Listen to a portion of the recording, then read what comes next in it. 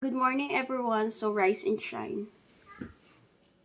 Rise and shine. Wala palang araw.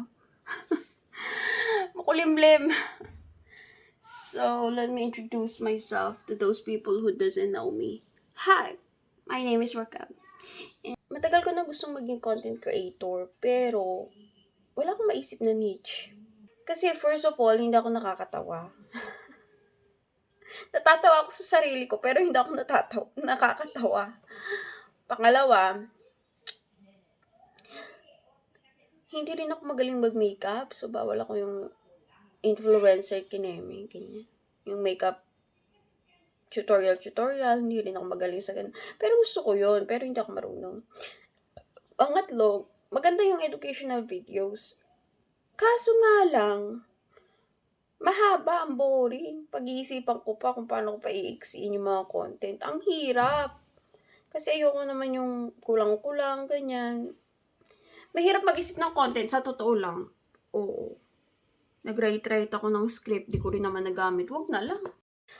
My content is going to be mostly about daily vlogs, get ready with me, ganyan.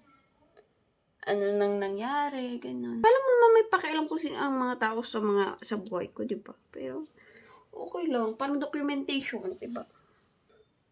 I'm also going to have a different mini-series.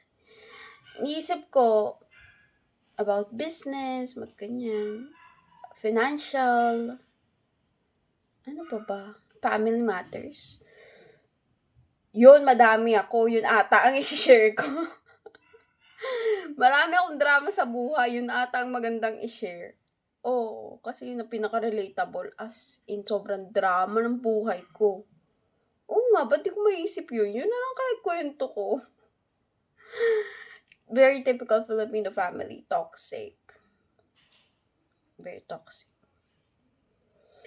Ako yung bida kontra bida. O, diba? Nung una ako yung bida, kasi ako yung inaapi. Di ba gano'n naman sa protagonist, ikaw aapihin ka, ganyan, kineme. Tapos, magbo-bloom ka, tapos, magagalit na yung mga nasa paligid mo kasi nga, ayaw mo nang maging katulad nila, ayaw mo nang magpa-control. So, dahil ayaw mo nang maging api-apihin, ikaw na ngayon yung kontrabida. So, bida kontrabida nga, di ba? Paano masama ako sa kwento nila, ganyan. Pero, syempre, kwento mo yan. Malamang masama ako dyan, di ba?